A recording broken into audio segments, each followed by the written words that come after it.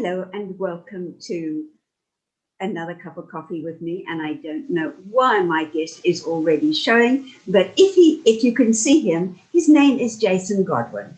And the reason that I'm having a cup of coffee with him today is because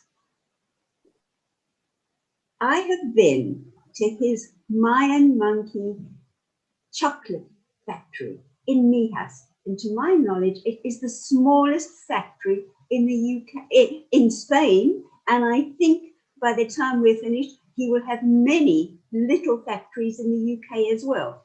But I was very privileged. I went and I made my own chocolates. And for that, I got this wonderful, wonderful certificate, which I'm very proud of. The chocolates tasted amazing. And if nobody has been, it's time for you to go. When it reopens, you need to go up to MIJAS, to the chocolate factory up in MIJAS, the Mayan monkey. And you just froze for a second, Jason, but I know that you're still there. We're going to carry on in the hope that you are there. Hello and welcome. Thank you. How are Sandy. you? How are you? You're breaking up quite a bit. I'm good. And I can see that you've got something very interesting sitting behind you. And I'm not going to talk about that yet, because although you and your partner Ellie started the chocolate factory, I want to go back to Jason Godwin, who came to the coast a long, long time ago. And I met him when he started a company called Mercury. Mercury, I don't remember when, which year you started your internet service, but I think I was one of your first clients. Is that correct? Yeah, I completely. Mercury, that's a long, long time ago. And by the way, thanks so much for inviting me onto your show as well. It's lovely to be here. It really is. But yeah, no, Mercury Internet was 1996 when I set it up. So I would have been, blimmin' heck, 25. You were young. So that's when I was. Yeah. You were young. You had a beard, but it wasn't as full. But it wasn't as grey. I was about to say, now it's two-tone. But then tell me, who isn't two-tone by now? And you were, I think, the first person that started a company on the coast for internet service. Yeah, that's right. Yeah, that is true. There was a big gap in the market. The internet was completely nascent in those days, and it was so difficult to get connected to the internet. Everybody wanted it. Everybody wanted to know what this thing was. You know, what was the internet? And they wanted to send emails and receive emails, and surf the web and all that sort of stuff. But it was very, very complicated. The computers of the time, the versions of Windows that was out at the time, didn't have support for internet connections. So most computers didn't have. Well, in those days, you required a modem to connect to the internet. Yeah. Most computers didn't have those built in. Do you remember all those noises? Yeah, all those incredible noises. That's all crazy. Yeah. Yeah. And we drove you crazy. How did you start? Was there something at school? I remember, if my memory is correct, you came from Glossop in the UK. Yes. And how did you get into computers? Was there anybody there, perhaps at school or technical college? I don't know how your education went, who actually was the person that gave you the get up and go of internet and about the computers world? So it's incredible that you asked that, because there's an amazing teacher at primary school, not at secondary school. So we're talking 1981, 1982. This is back in the midst of times when everything was in black and white and steam driven. And there was an incredible teacher. He's called Peter Davey. And he was different than any other teacher that I've ever met to this day. For instance, Glossop, it's a lovely little market town nestled on the outskirts of the Peak District. So lots of hills, lots of great walking and trekking and hiking and things like lots of outdoor activities. So he was a primary school teacher. So he would teach us English, maths, geography, history, everything, a bit of everything. But instead of teaching us geography, his way of teaching us geography was getting us out and exploring the peat bogs and things like this on the hills. Instead of teaching us history, he would take us to where lots of crashed planes were during the Second World War and actually show us what had actually happened. So he was completely practical. He was thinking outside of the box. Oh, totally. I mean, it was the opposite of textbooks and the traditional way of teaching. And so what he actually did was he actually one of the projects, one of the first projects I remember doing with Peter, not just myself, there was about 20 odd of us in the class. It was the last year at primary school, and he got us we did this woodwork project where we all had to build this wooden box. And we hadn't got a clue what this wooden box was. And then we all had to start to solder. None of us had done any electronics before. And we all had to, he made us buy all these tiny little microchips and resistors and things like this. We put it all together. And in the end, we built an electronic xylophone in this wooden box. And we do the woodwork, we do the electronics, we did everything. So that was the first kind of like hint that this guy was, he was a genius, absolute genius. And he bought computers. This was long before schools had got their own computers. So he, with his own money, bought computers for the class, and he taught us all how to program. And for the people that were really interested, he would give us extra time after school where we could, in fact, he'd even lend me a computer to take home at the weekend. The guy was a visionary. Well, thank you, Peter Davey, because of you and because of Jason Godwin, I got Mercury Internet, and it opened my world.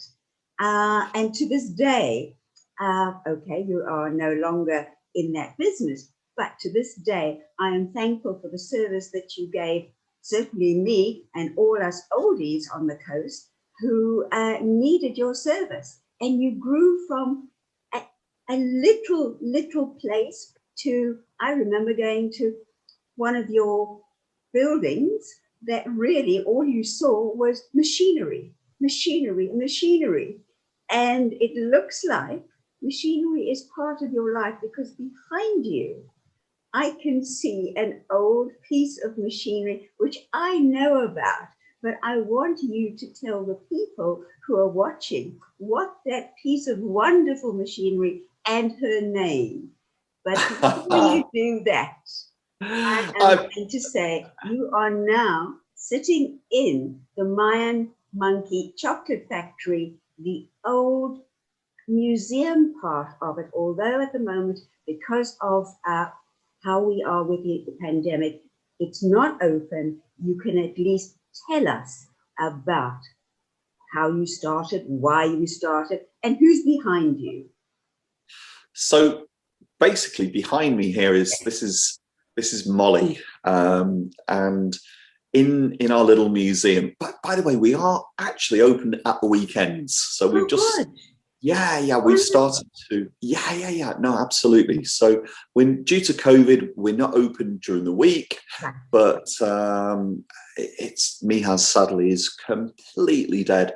But there's enough demand from the local market, from people that want to come up to the museum and come up to the factory, that want to make their own bars of chocolate, that we've managed to start reopening now at the weekend. And wonderful. Which is great. And hopefully as restrictions start to lift, we'll be able to open more and more and more, and get back to being open 7 days a week as we used to be.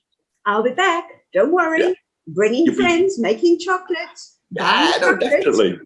definitely. Anyway, you and your partner Ellie, Yes.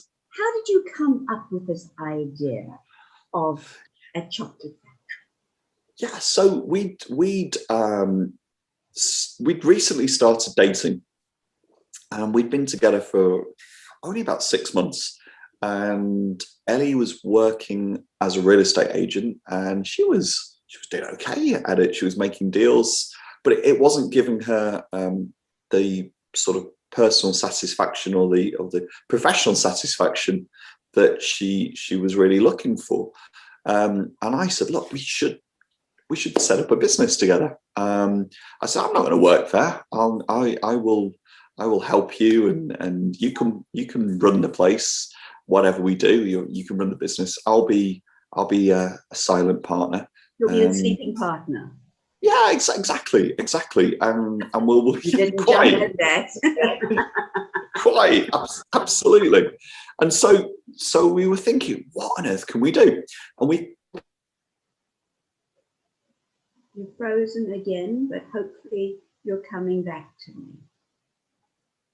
Umbrella, which would have special features. I'm going to stop you, Jason, because you froze. And okay. I'm going to let this run because we don't edit, but just give me a little, go back a little. You had said that you should start opening something together. You would be the background and Eddie would be having a business. Exactly. How did you come up with a chocolate business? So we were on holiday, okay. And we were in a place called the Alpujarras. Yes, which, I know the Alpujarras as well. Beautiful. Carpets, beautiful. Yeah, the carpet, absolutely. I can't remember the actual name for those carpets, but you're completely right. And we saw this tiny little chocolate shop, and it was called Chocolate Factory as well. And you'd go into the place, and it was very, very rustic. And I loved the idea that you could see the chocolate being made through a screen. And I just thought that would, in MIJAS, be a real success. I don't know why, but I just thought we have to do something like this. And neither of us had ever worked in retail before. And the only experience we had in chocolate was about 40 years of eating the stuff each. But we thought, let's do it. Let's set up a chocolate factory. So I spent about 3 months learning how MIJAS would work. So I would go and visit MIJAS every single day, and I'd be there all day. And I was trying to understand where the tourists would go, what the route was, where they wouldn't go, how it worked. And finally, one of the biggest challenges was finding a location, because all the locations were, there just was no locations available at all, which was quite disheartening, because the only place where the locations were available, people didn't walk by, and that's why they weren't rented out. So I thought that's no good. But after a couple of months, and I was getting really, really, really disheartened, I finally noticed the place where there was this little balcony in one of the squares, and I never really paid much attention to it. But I kind of noticed that people were walking on there. The tourists would certainly walk by, and there was one little locale that was available, one tiny, like 50 square meters. So yeah, really, really small. And that's what we did. So we took a lease, I think it was a 5-year or 10-year lease on that building, and we transformed it into a tiny little chocolate factory at the back. Half of it was a factory, and the front half was the actual shop. And we set up, and I actually worked there as well. I was at the front in the shop, selling the chocolates and selling the ice cream. You weren't giving them away? No. Not even little tasters? Not even oh yeah, loads of tasters. And it was quite funny, actually, because I probably shouldn't say this, but one of my earliest memories was there's a whole group of insersos. Now, the insersos are basically, they're Spanish older people in the, I don't know, late 70s, 80s, 90s even, and they go on these like free trips. I think it's something that the town hall would use. And they would pay for all these people to go and do a day trip. So we'd have like 30 of these insersos in, and we'd have these bowls of chocolate with all different tasters, and it would go. It was like locusts, so the free samples would just go. They would vanish. Love it. They all had a sweet tooth. They're all sweet tooth. And then I would say, well, would you like to buy some? And they would say, well, we have tengo diabetes, no tengo azúcar muy alto. So I've got diabetes, you know, I've got my sugar's really, really high. I can't possibly buy any. And it was like, possibly your sugar levels are quite high because you just eaten a kilo of free samples. So it's very different when it's gratis.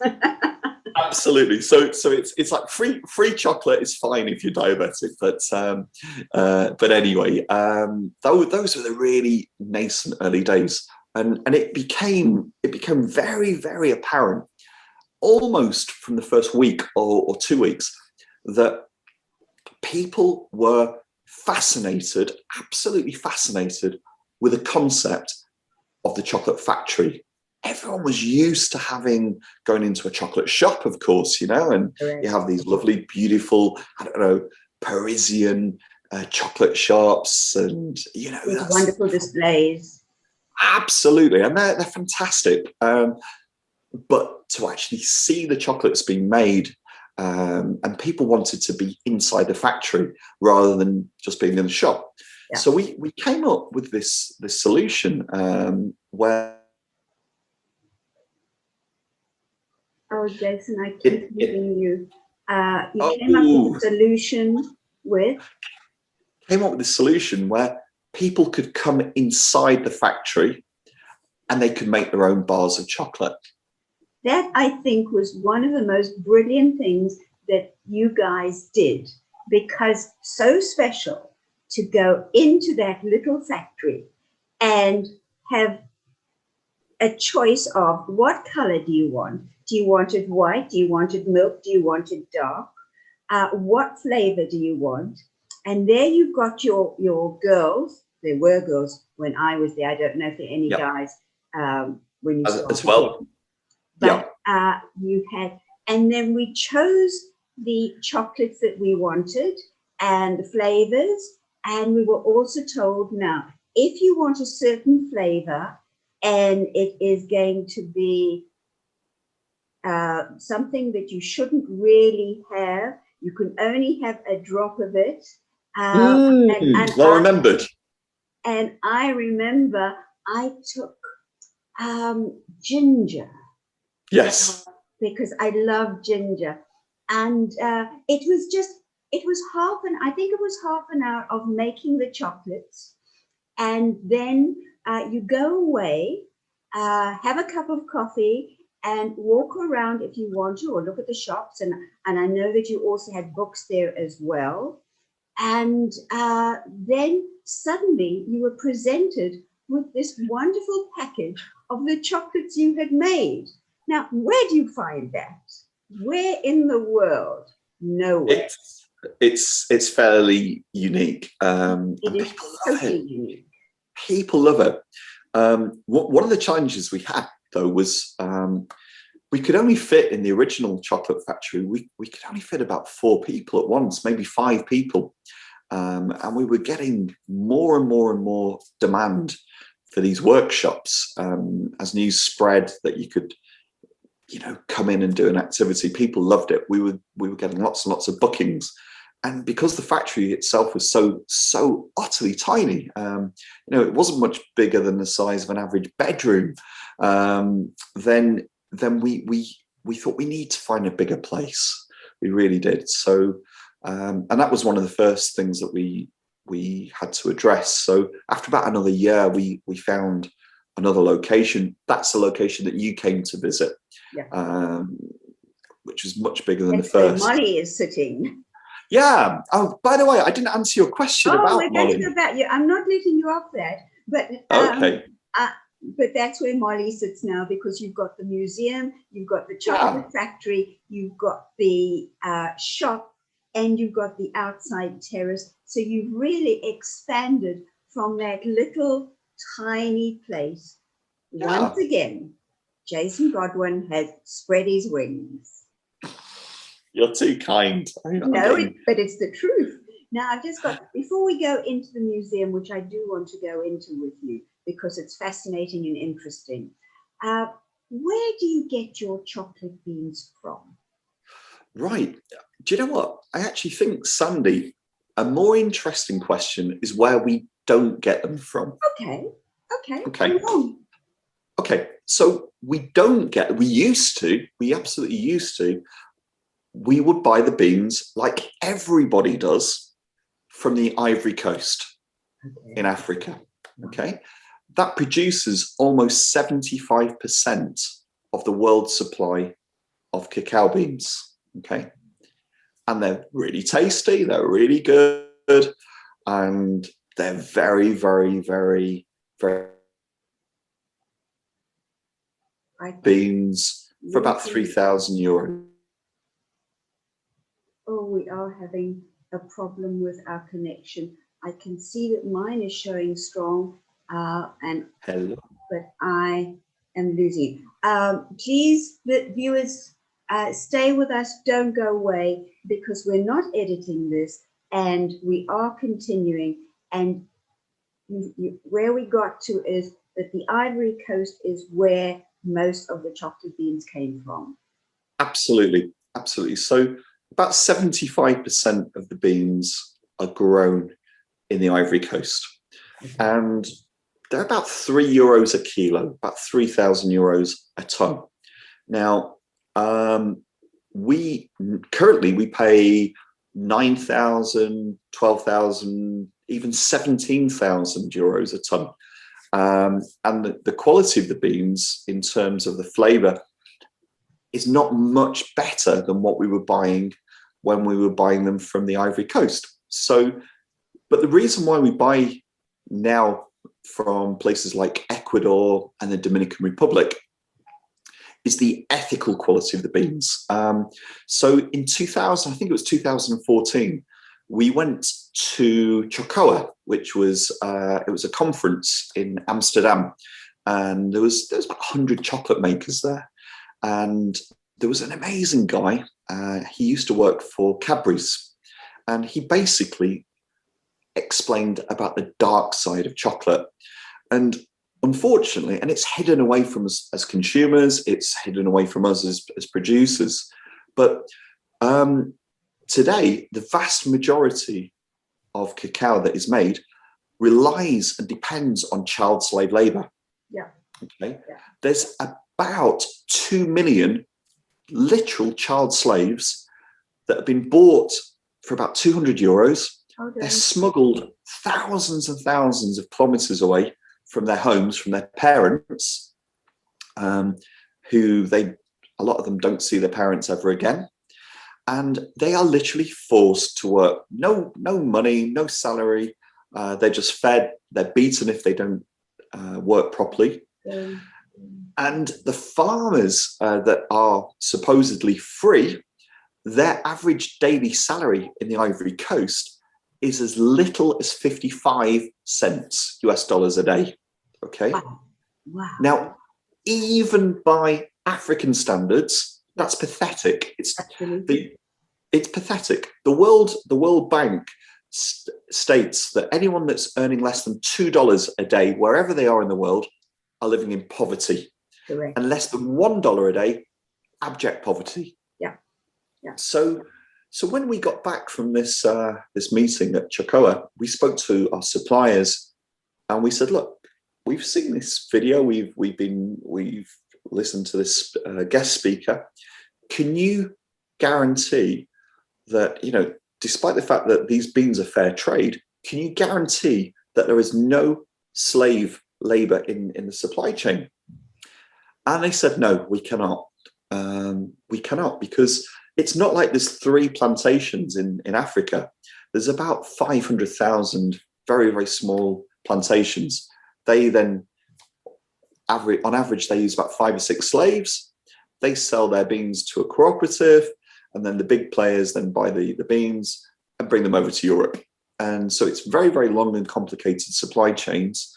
And that's why we don't use the beans anymore. And there's a growing, a small but growing number of very ethical chocolate manufacturers. You can go onto their website. It's called slavefreechocolate.org, and you can see a list of them.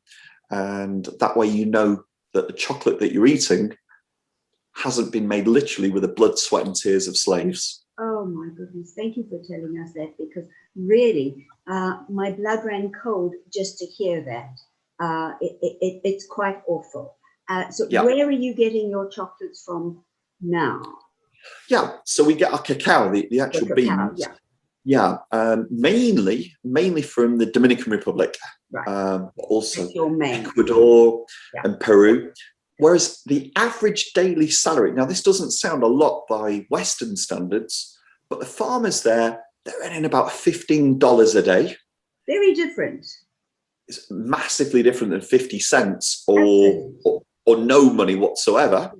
And we've been to the plantations, we've seen the farmers, their children, they're clothed, they're fed, they go to school, they're educated. And it's a complete different story. Okay, now we're talking about stories. Tell me and tell my viewers about Molly. Okay, so Molly, in the factory, we've got a few different machines, and they all have one thing in common, which they're all named after ladies. Okay. I wonder why. The ladies' man. No. Those days. You respect ladies, so you name them ladies. Absolutely. So Molly is a mill. Okay, she's a cacao mill. She's used for grinding the beans. I found Molly rusting away in an old barn in Zaragoza in the north of Spain, and she was actually, oh my goodness, I should show you photographs of how she was when I first got her. But I actually did see photographs. You showed me when I was up there. Absolutely. So people who go up to see the museum, you will show the photographs, but carry on. Yeah, so basically Molly, why is she called Molly? Well, Spanish for mill is molino. So that's where we get the Molly from. Okay. And I wanted to show people how chocolate was made 100, 200 years ago. Yeah. And so we don't actually use Molly. Well, we've got a mini Molly in the actual factory, which is modern and has a modern motor, etc., etc. And it works exactly the same, really, as the original Molly behind me, which is 2 massive, great big granite stones on top of a granite base, and it all rotates, and that crushes the beans. So so that's the story behind Molly, and we've painted her lips, and we've chromed her up, and she's pink. She's beautiful. She's pink. But now you've got another piece of equipment which you explained to me when I came with my dear friend Laura to make chocolates. This was a machine that a very old Spanish man actually came to show you how to put it together and how to make it run. And that's also stuck in my head. Can you tell us about that?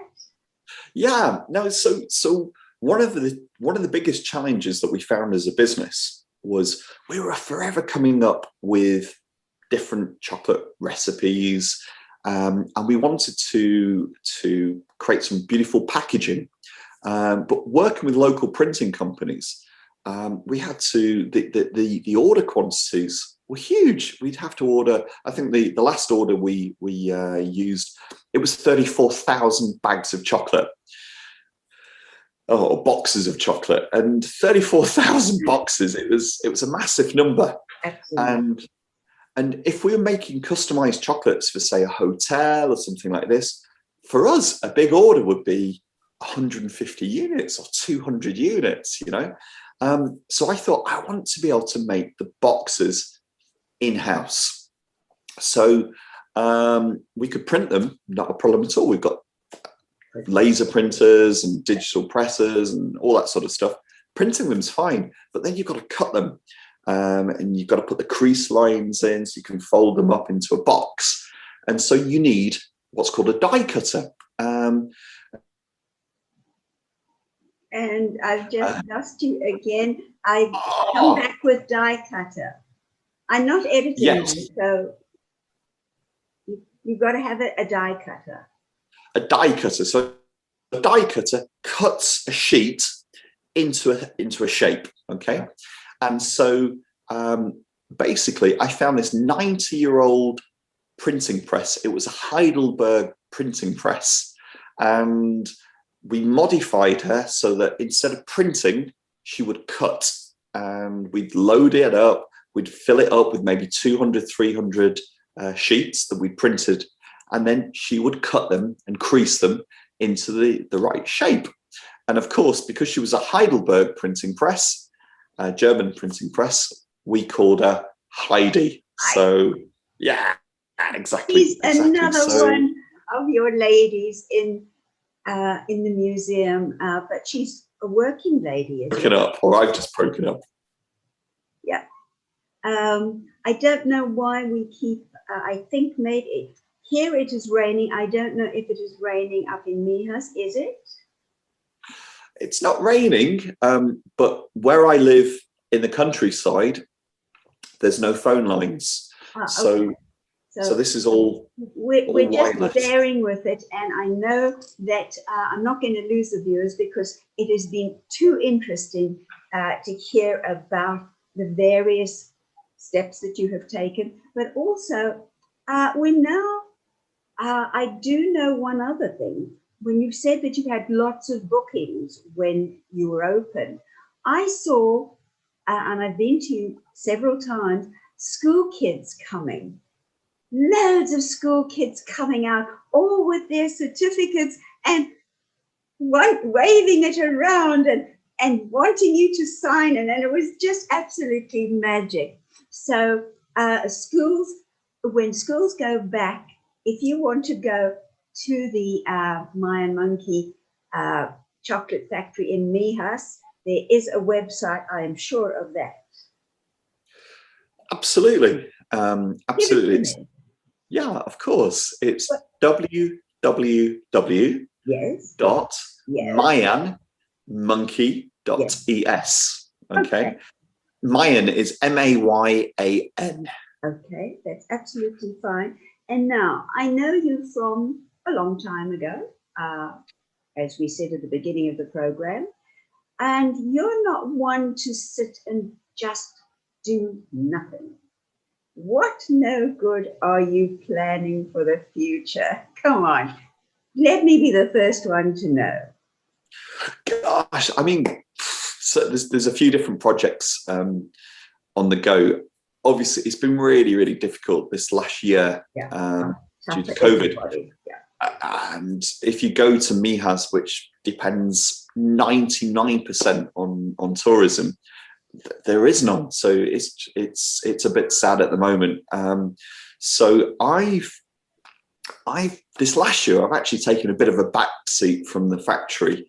Ellie's continued to work there and manage it, but it's, you know, we're down from 30 odd staff down to 3 members of staff. That's how much of an impact COVID has had. So I've been beavering away at home, developing, it's like a home alarm system. So yeah, it's like a home alarm, using all these, actually, don't know if you can see this. That's, yes, I can. You see that? Oops. Yeah. Oh, hold on.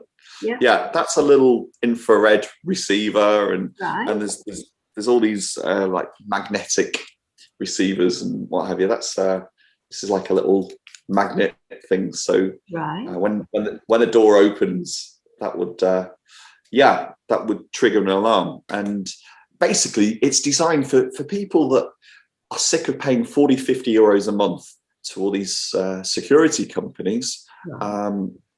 It's an alarm system. It's way more affordable, and you get the alert directly on your mobile phone so that you can call the police, especially if you've got a few properties and you want to be aware if there's any squatters. Squatters are becoming increasingly an issue. Yeah. So yeah, it's a big problem down here. So that's, I've been working back to my IT roots. I want to tell you, we're back to Peter Davey. Absolutely. We started with you, we're back to Peter Davey. And I didn't know that when we've been talking, I knew absolutely nothing about what you have just mentioned, but I know you from old, as we've said, and I know that you don't let grass grow under your feet at all. You could not be sitting and doing nothing. I actually thought, and I was very wrong, that you would be doing a master sailing course, because in one of our conversations that we've had, I know that your dream is going to be one day when you're old and really grey all over. Really grey. You want to have your own boat and just sail wherever you want to be. And that again made my heart just jump, because, I was a sailing person and had my own boat and whatever. So I actually thought, when I asked you that question, that you would have said to me, oh, I'm 3/4 way through my master sailing course. And how wrong I was. Not yet, but I mean, that's definitely on the cards. My to-do list. Yeah, it's on the cards. And I must tell you something, because of that conversation, Laura, my Italian wonderful girlfriend, she has also put her name down to do a sailing course. Oh, really? Yes. Oh. And it's all because of the lunch that we had together, and we had this conversation. So that was fun. It was just fun. And maybe when things are back to normal, we will come up again to the chocolate factory. And if you will allow us again to make chocolates, choose whatever we want. Of course. Take us for a bite of lunch. I don't know. Depends how good we are. Why not? We may have to pay for it this time, because you paid for it last time. And also your wonderful ice creams. But I would just like to say, I've known you a long time. We've gone through many sections of your life. And what a life it has been so far. And for me, although we've had problems with the internet today, it has been a sheer joy and pleasure to chat with you, to hear what you've been doing, what you are doing, and what you are going to be doing when you're old and grey all over. And I would just like to say thank you so much. Love to Ellie, and good luck to you both. And thank you. Thank you so much.